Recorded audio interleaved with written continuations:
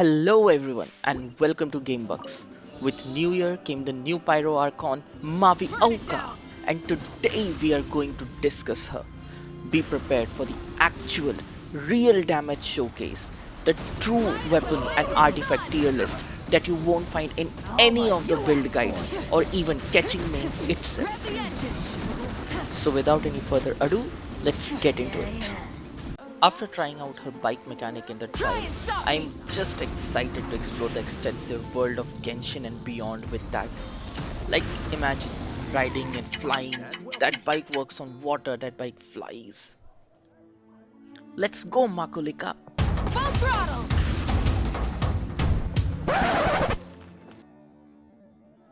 Full throttle! Wait, what?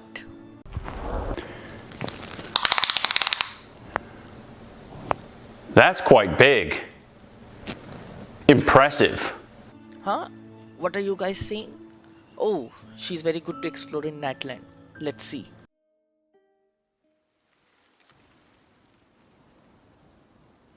Try and stop me! Try and stop me! Oh boy. Mavuika seems to struggle to last long, which is contrary to any Archon's unique trait of having 100% uptime on at least some part of their skill. At least I think she will open up numerous new ways to finish exploration and collecting those sigils, oculi and other objectives. Go Maikia, grab that Grab the Hydroculus. engines! Let's try again.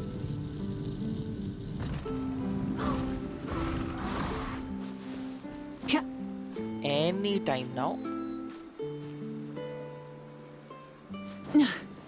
Anytime now.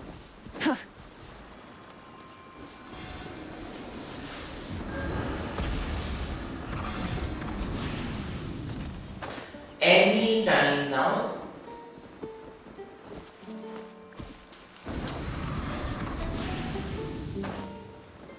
Yes, as I was saying. At least I think she makes one painful commission somewhat better. Full throttle!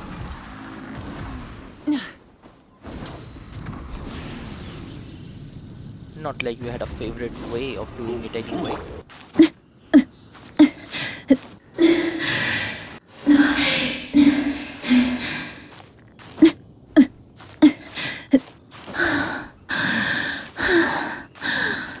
I am very excited to pull Mavuika. Let me see what her kit does. Normal attacks, 4 attacks, 1 charge attack, 1 plunge, 1 low plunge, okay. What does her skill do? Tap, hold, Night Soul. This is too long. I will come back to it later. What does her ult do? Fighting Spirit, Cruise. What is this? Okay, anyway, her okay, does it have to be 12 line? Oh my goodness. This is the only description I could actually read. I will get back to her kit later. Let me see what are one of the good artifacts for her. Obsidian Codex, 15% damage dealt, 40% crit, great. Oh my, what is this monstrosity? Oh, it scrolls! It was not done yet. Oh my god. Let me check out her weapon.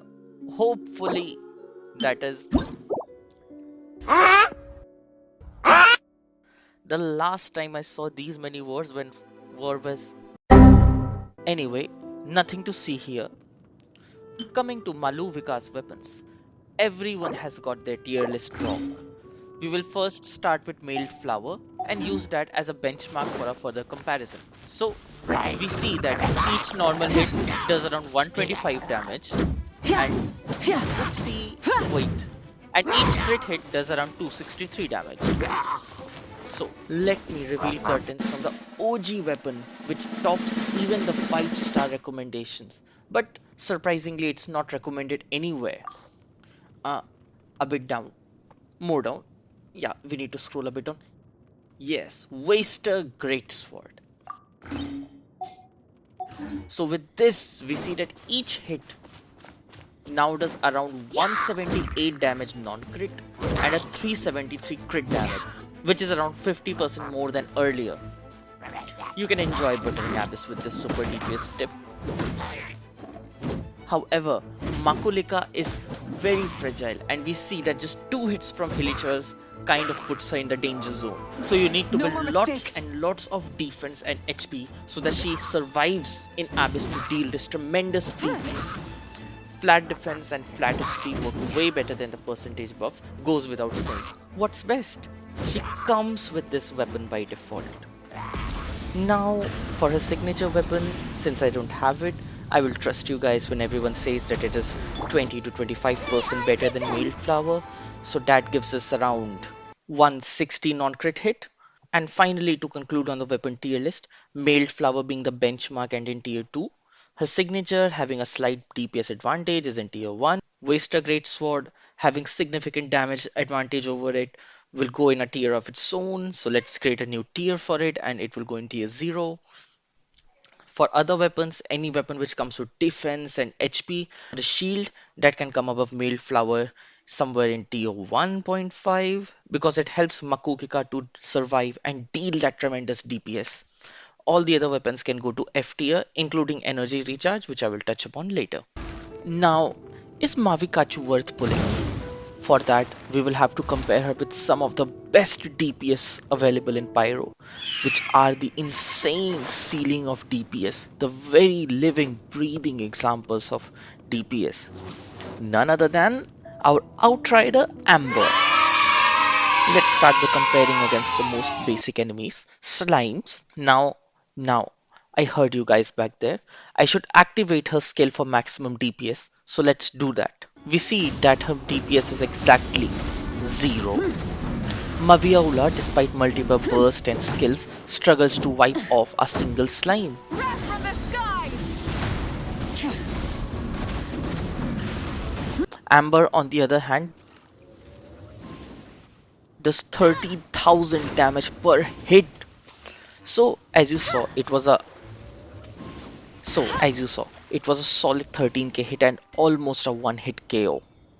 So, by simple maths, we see that Malyukika did 0 damage while Amber did 13,000, and 13,000 by 0 is infinity, hence Amber is infinite times better than her and hence the true Pyro Archon of Genshin Impact.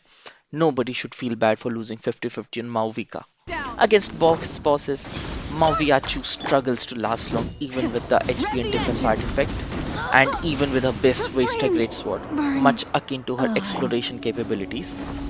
You should ideally couple her up with Zhongli and a strong healer.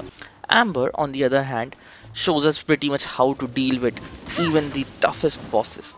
Let's witness the true DPS of the actual Pyro Archon Amber.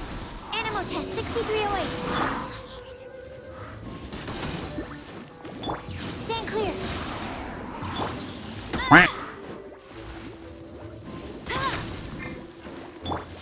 Let me scry. Everybody stand back! Written in the stars. Enhanced animal module. Let it rain.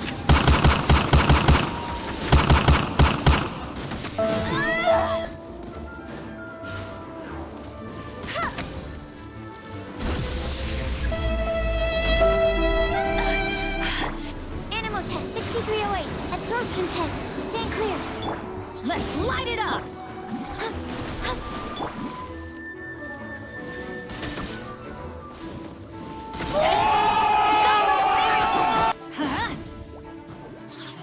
I'm going in!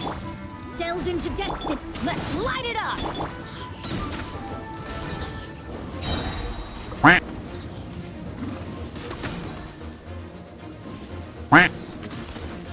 No one escapes my Pew, sight. pew, pew, pew, pew. Absorption test.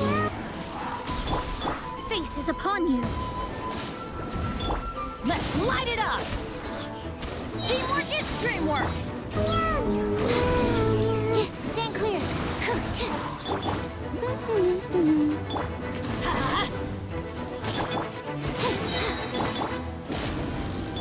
Swirl, Mark 2.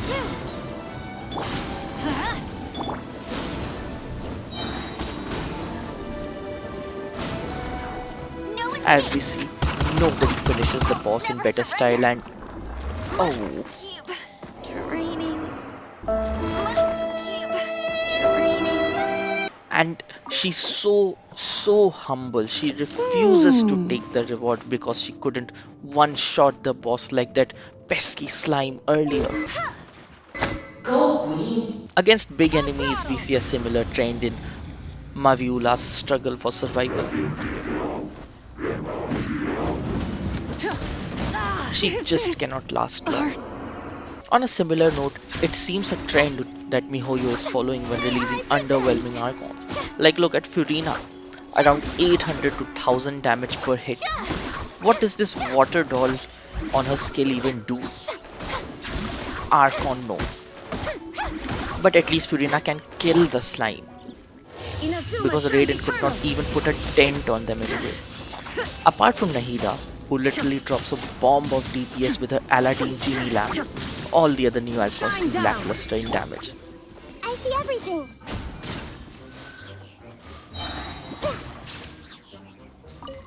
To top all her issues, her burst is absolutely insatiable with respect to energy required. As we can see, even when she's on field, funneling Bennett's pyro particles, Xiangling is able to recharge her burst faster, while Makukila's burst doesn't even move an inch. You might be inclined to build energy recharge artifact or weapons on her due to this, but no matter what energy recharge you get, her burst just doesn't charge. So it's better to just stick to defense and HP for her.